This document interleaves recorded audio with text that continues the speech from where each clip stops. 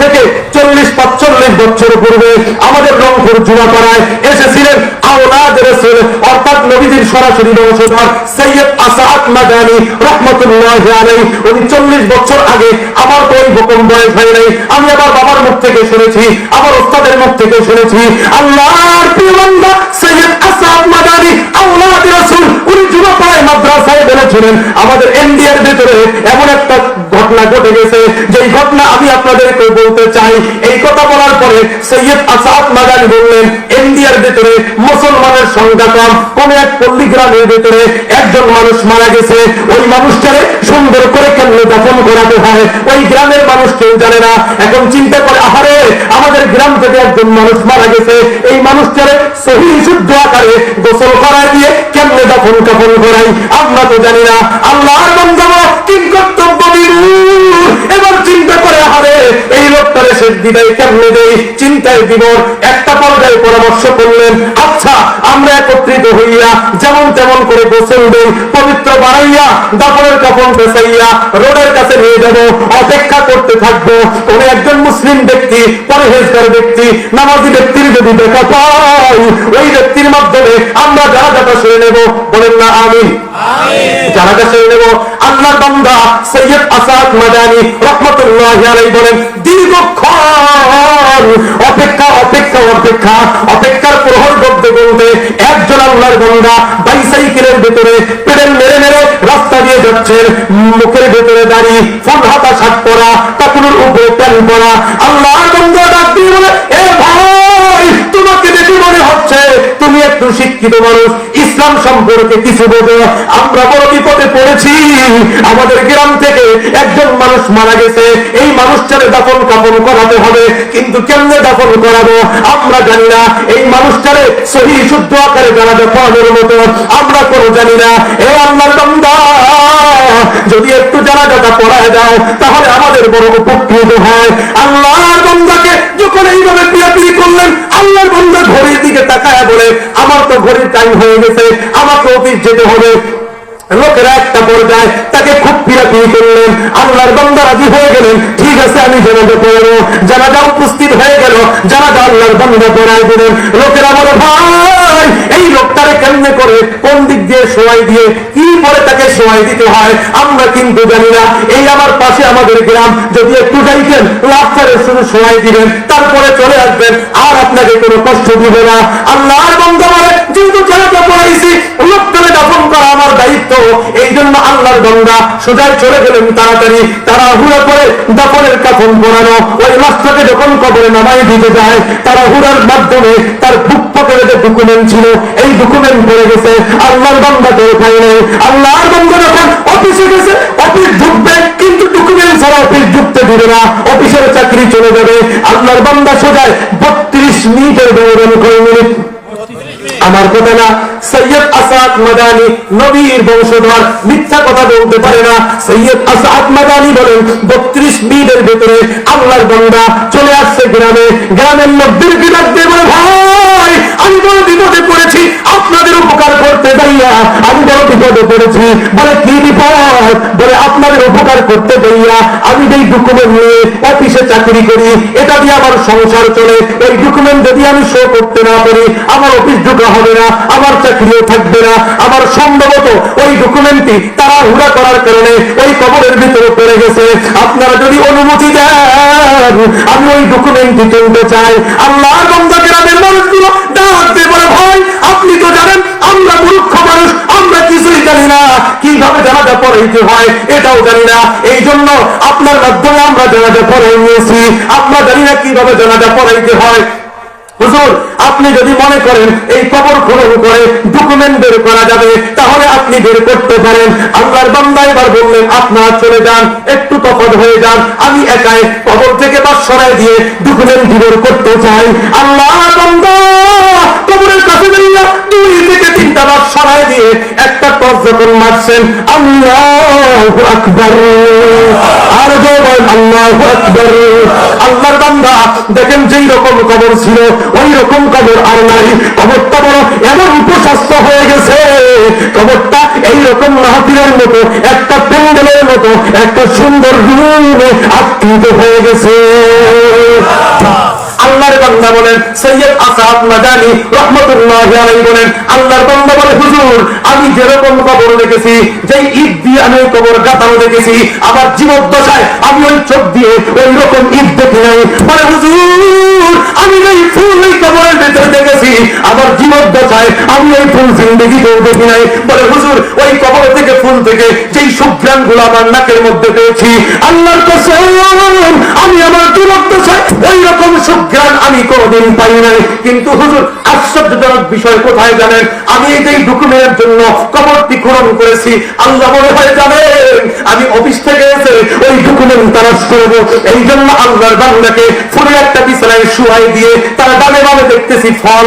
আহারে তার বুকের উপরে এমন সুন্দর একটা মালা পরিধান করা হয়েছে, আল্লাহু আকবার, এমন একটা মালা পরিধান করা হয়েছে যে মালার উপরে সুন্দর করে ডকুমেন্টটি রাখা হয়েছে। আর এই ডকুমেন্টটি আমি আস্তে করে হাত দিলাম, ওই ডকুমেন্টটি পাইলাম।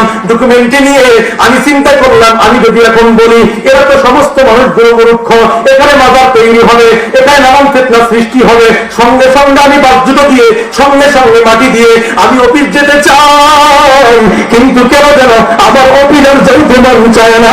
আমার কেন যেন মন বলে আহারে আমি যেই জানাজা পড়াইছি আমি জান্নাতে যাব কি যাব না আমি তো জানি না, কিন্তু যেই ব্যক্তির জানাজা পড়াইছি নিঃসন্দেহে আমার আর বোঝার বাকি নাই, এই লোক তো জান্নাতি।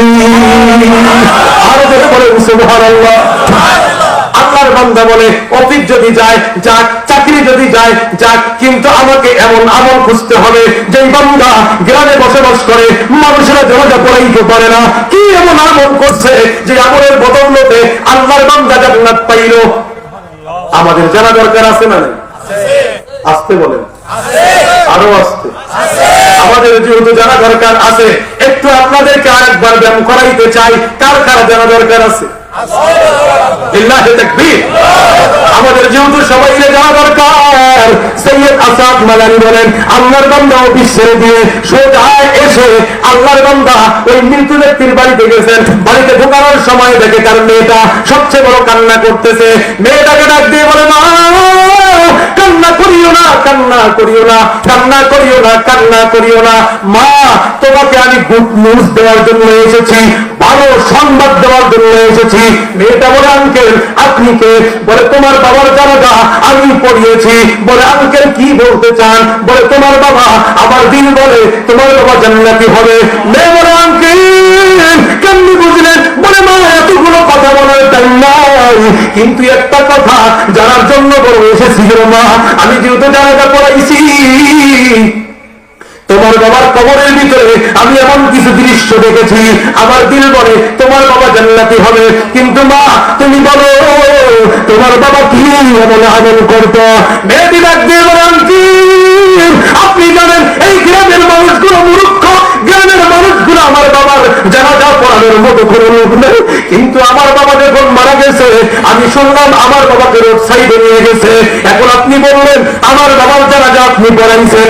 আঙ্কেল আমি জানি না আমার বাবার কোনো আমল আছে কিনা, কিন্তু একটা আমল আমি আমার বাবার কয়েকদিন দেখেছি। আঙ্কেল আমার বাবার একটা আমল আমি দেখতে পেরেছি। আল্লাহর বান্দা বলে মা তাড়াতাড়ি বলো কি এমন আমল দেখেছ? আল্লাহর বান্দা ডাক দিয়ে বলে আঙ্কেল আমি একটা আল্লাহর বান্দি বলে আমি একটা আমল দেখেছি।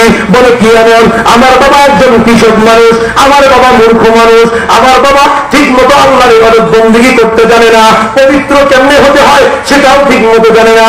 কিন্তু আমার বাবা প্রতিদিন যখন কৃষক মানুষ কাজ করে আসতেন, কাজ করানোর পরে আমার বান্দা সর্বপ্রথম আমার আব্বা টিউবওয়েলের পরে গিয়ে সুন্দর করে হাত মুখগুলো পরিষ্কার করতেন।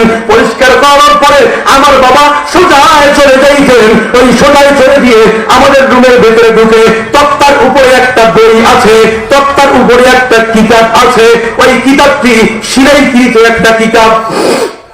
আমার বাবা সোজায় উজু করে ওই তক্তার উপর থেকে এই কিতাবটি নামাইতেন। কিতাবটি নামানোর পরে আমার বাবা কেন যেন আমি কয়েকদিন আমার বাবার এই দৃশ্য দেখেছি, কখনো বিছানার মধ্যে সুন্দর করে বসে হাত মুখ সুন্দর করে পরিষ্কার করে জড়সড় হয়ে বসে আমার বাবা প্রতিটি আঙ্গুলে আঙ্গুলে প্রতিটি লাইনে লাইনে আঙ্গুল দিতেন আর বলতেন এই আল্লাহ কা কালাম হ্যায়, এ হক হ্যায়, এ আল্লাহ কা কালাম হ্যায়, এ ভি হক হ্যায়।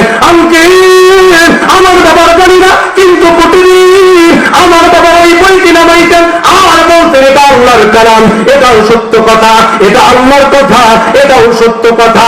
তখন আমার আব্বা ওই বইটি ওই কিতাবটি কখনো বুকের ভিতরে নাই নামতেন নিতেন আর হাউমাউ করে কান্না করতেন।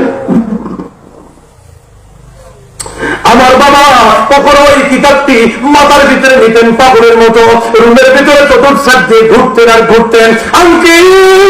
আমার বাবা কখনো ওই কিতাবটির ভিতরে চুমা খাইতেন আর বলতেন এটা আল্লাহর কথা, এটা সত্য কথা, এটা আল্লাহর কথা, এটাও সত্য কথা। এইভাবে বলিয়া বলিয়া কিছুক্ষণ পরে তক্তার উপরে ওই কিতাবটি রেখে দিতেন। আঙ্কেল আমি জানি না আমার বাবার নিষেধ আছে ওটা ধরতে।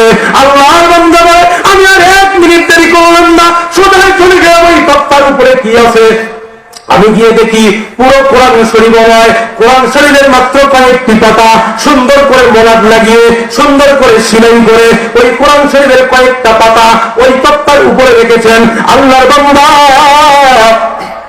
ইন্ডিয়ার ভিতরে আল্লাহর বান্দা প্রতিদিন কাজ করানোর পরে ওই কোরআন শরীফের পাতাগুলো বের করতেন আর কেন যেন বলতেন আল্লাহ আমি কোরআন পড়তে পারি নাই, ছোটবেলায় কোরআন শিখি নাই, কোরআনের হাফেজ হই নাই, কোরআনের আলেম হই নাই। আল্লাহ এটা তোমার কথা, তুমি কি বলেছ আমি তো জানি না রে মাওলা, তুমি কি আদেশ করেছ আমি তো জানি না রে মাওলা। আল্লাহর বান্দা বলেন এই কোরআন শরীফ প্রতিদিন আল্লাহর বান্দা শুধু আঙ্গুল দিতেন আর বলতেন এটা আল্লাহর কথা, আল্লাহর কথা, এটা আল্লাহর কথা। ও মেরে মুহতারাম ভাইও, সৈয়দ আসাদ মাদানী রাহমাতুল্লাহি আলাইহি বলেন আল্লাহর বান্দা ঠিক মতো নামাজ পড়তে জানতেন না, আল্লাহর বান্দা ঠিক মতো হজ করতে কেমনে হয়, যাকাত দিতে কেমনে হয়, নামাজ কেমনে পড়তে হয়, কোরআন শরীফ কেমনে পড়তে হয়, আল্লাহর বান্দা কিছুই জানতেন না। কিন্তু আল্লাহর বান্দা মন থেকে কোরআন শরীফকে মহব্বত করার কারণে, মন থেকে কোরআনুল কারীমকে ভালোবাসার কারণে মাওলা পাক রব্বুল আলামিন মাত্র মৃত্যুবরণ করেছে। মৃত্যুবরণ করার সঙ্গে সঙ্গে 32 মিনিটের ব্যবধানে আল্লাহ তাআলা কবরের ভিতরে জান্নাতি ফুল এবং ফলে ভরা করে দিয়েছে। আর ধরে বলেন সুবহানাল্লাহ।